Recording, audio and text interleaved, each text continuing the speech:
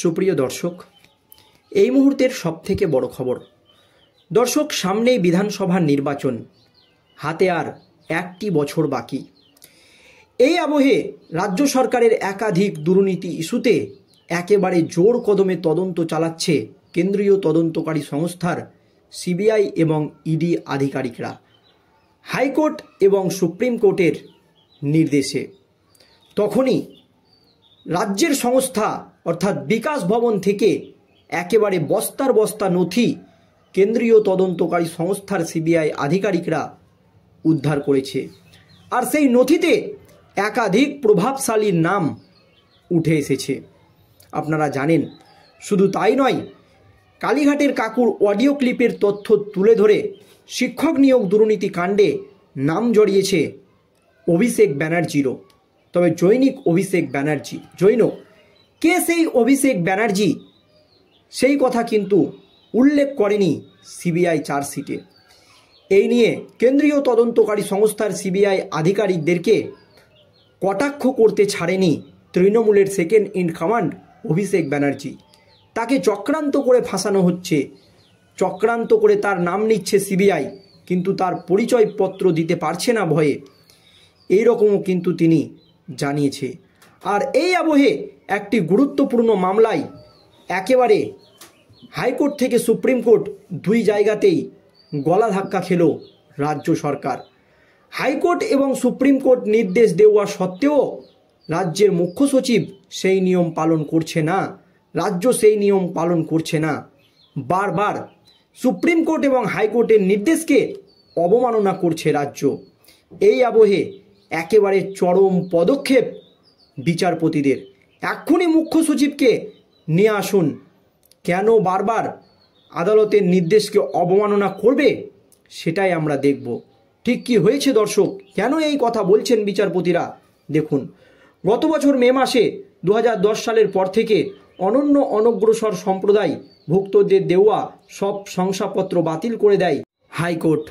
বিচারপতি তপব্রত চক্রবর্তী ও বিচারপতি রাজাশেখর মান্থার ডিভিশন বেঞ্চের দেওয়া সেই রায়ে স্থগিতাদেশ চেয়ে সুপ্রিম কোর্টের দ্বারস্থ হয়েছিল রাজ্য সরকার। রাজ্যর হয়ে সেই মামলা লড়েছিলেন সুপ্রিম কোর্টেরই বর্ষিয়ান আইনজীবী কপিল সিব্বাল। কিন্তু রাজ্যের কোনো যুক্তিই শুনেননি সুপ্রিম কোর্টের বিচারপতিরা। কলকাতা হাইকোর্টের নির্দেশই বহাল রাখা হয়েছিল। তারপর থেকে সেই মামলা সুপ্রিম কোর্টে চলছে। সেই মামলা বিচারাধীন সুপ্রিম কোর্টে, এরই মধ্যে নয়া মামলা হয় হাইকোর্টে। ওবিসি সার্টিফিকেট নিয়ে কলকাতা হাইকোর্টের নির্দেশ কার্যকর করেনি রাজ্য সরকার। এমনকি সুপ্রিম কোর্টের নির্দেশকেও অবমাননা করা হয়েছে। প্রায় 9 মাস কেটে গেলেও আদালতের নির্দেশ কার্যকর হয়নি বলে অভিযোগ। এবার সেই নিয়েই নতুন করে আদালত অবমাননার মামলা দায়ের হলো। ওবিসি সংরক্ষণ সংক্রান্ত হাইকোর্টের নির্দেশ কার্যকর না হওয়ায় ক্ষুব্ধ হাইকোর্ট। রাজ্যের অনিচ্ছা ও উদাসীনতার ক্ষোভ উগড়ে দেয় উচ্চ আদালত। এতদিন হয়ে যাওয়ার পরও আদালতের নির্দেশ কার্যকর করায় গাফেলতির অভিযোগ ওঠে রাজ্যের বিরুদ্ধে। আদালত অবমাননার মামলা গ্রহণ করে কলকাতা হাইকোর্ট। মামলার পরবর্তী শুনানিতে রাজ্যের মুখ্য সচিবকে হাজিরা দেওয়ার নির্দেশ দিয়েছে হাইকোর্ট। বিচারপতি তপব্রত চক্রবর্তী ও বিচারপতি রাজাশেখর মান্থার ডিভিশন বেঞ্চ এই নির্দেশ দিয়েছে। আদালত সূত্রের খবর অনুযায়ী আগামী 12ই মার্চ দুপুর 2টোয় এই মামলার শুনানি হবে। সেই দিন মুখ্য সচিবকে হাজিরা দিতে হবে। প্রসঙ্গত, ক্ষমতায় আসার পর থেকে 77টি পিছিয়ে পড়া সম্প্রদায়কে ওবিসির তালিকাভুক্ত করেছিল পশ্চিমবঙ্গ সরকার। গত মেতে 2011 থেকে জারি হওয়া সমস্ত ওবিসি সার্টিফিকেট বাতিল করে দেয় হাইকোর্ট, যার জেরে এক ধাক্কায় প্রায় রাজ্যের 12 লক্ষ ওবিসি শংসাপত্র বাতিল হয়ে যায়। উচ্চ আদালতের সেই রায়ের তীব্র বিরোধিতা করে সুপ্রিম কোর্টের দ্বারস্থ হয় রাজ্য সরকার। সুপ্রিম কোর্টের প্রধান বিচারপতির এজলাসে এই মামলা চলছে। আগে রাজ্যের আইনজীবী হাইকোর্টের রায়ের ওপর যাতে স্থগিতাদেশ দেওয়া হয় সেই আর্জি জানিয়েছিলেন।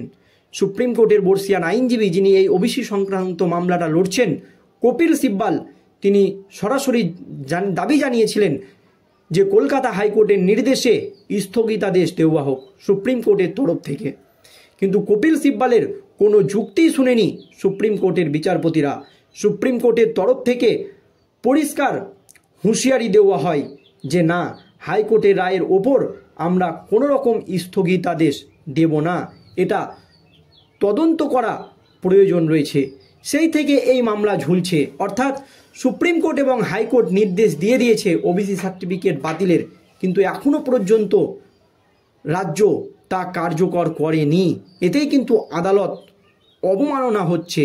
আর গত বছর মে মাসে 2010 সালের পর থেকে অনন্য অনগ্রসর সম্প্রদায়ভুক্তদের দেওয়া সব শংসাপত্র বাতিল করে দেয় হাইকোর্টের বিচারপতি তপব্রত চক্রবর্তী ও বিচারপতি রাজাশেখর মান্থার ডিভিশন বেঞ্চ এর দেওয়া রায়ে স্থগিতাদেশ চেয়ে সুপ্রিম কোর্টের দ্বারস্থ হয়েছিল রাজ্য সরকার।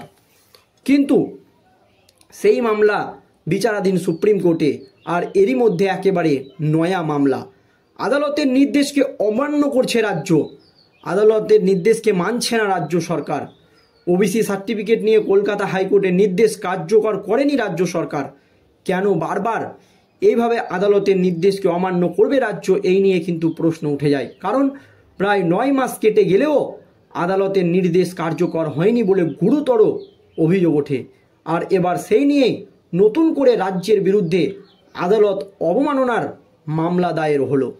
ওবিসি সংরক্ষণ সংক্রান্ত হাইকোর্টের নির্দেশ কার্যকর না করায় ক্ষুব্ধ হাইকোর্ট। রাজ্যের অনিচ্ছা ও উদাসীনতায় ক্ষোভ উগরে দেয় দেশের বিচারপতিরা। এতদিন হয়ে যাওয়ার পরও আদালতের নির্দেশ কার্যকর করায় গাফেলতির অভিযোগ রাজ্যের বিরুদ্ধে। আদালত অবমাননার মামলা গ্রহণ করে হাইকোর্ট। মামলার পরবর্তী শুনানিতে রাজ্যের মুখ্য সচিবকে একেবারে হাজিরা দেওয়ার নির্দেশ দিয়েছে হাইকোর্টের বিচারপতিরা। হাইকোর্টের বিচারপতি তপব্রত চক্রবর্তী এবং বিচারপতি রাজাশেখর মান্থার ডিভিশন বেঞ্চ একেবারে চরম হুঁশিয়ারি দিয়েছে মুখ্য সচিবকে। আদালত সূত্রের খবর অনুযায়ী আগামী 12ই মার্চ দুপুর 2টোয় এই মামলার শুনানি রয়েছে। সেই দিনই মুখ্য সচিবকে হাজিরা দিতে হবে। প্রসঙ্গত ক্ষমতায় আসার পর থেকে 77টি পিছিয়ে পড়া সম্প্রদায়কে ওবিসি তালিকাভুক্ত করেছিল পশ্চিমবঙ্গ সরকার, কিন্তু ধর্মের ভিত্তিতে কোনো সংরক্ষণ নয় বলে পরিষ্কার জানিয়ে দেয় হাইকোর্ট। আর এই ওবিসি শংসাপত্র দেওয়ার ক্ষেত্রেও কোনো নিয়ম কারণ মানেনি রাজ্য, এক্ষেত্রেও ব্যাপক দুর্নীতি হয়েছে। সেই জন্যই কিন্তু 12 লক্ষ ওবিসি সার্টিফিকেট বাতিল করে দিয়েছে কলকাতা হাইকোর্টের বিচারপতিরা। সেই নির্দেশই কিন্তু এখনও পর্যন্ত বহাল রেখেছে সুপ্রিম কোর্ট, কিন্তু বারবার কলকাতা হাইকোর্টের নির্দেশকে অমান্য করছে রাজ্য। আর তা নিয়ে এবার রাজ্যের মুখ্য সচিবকে হাইকোর্টের তলব।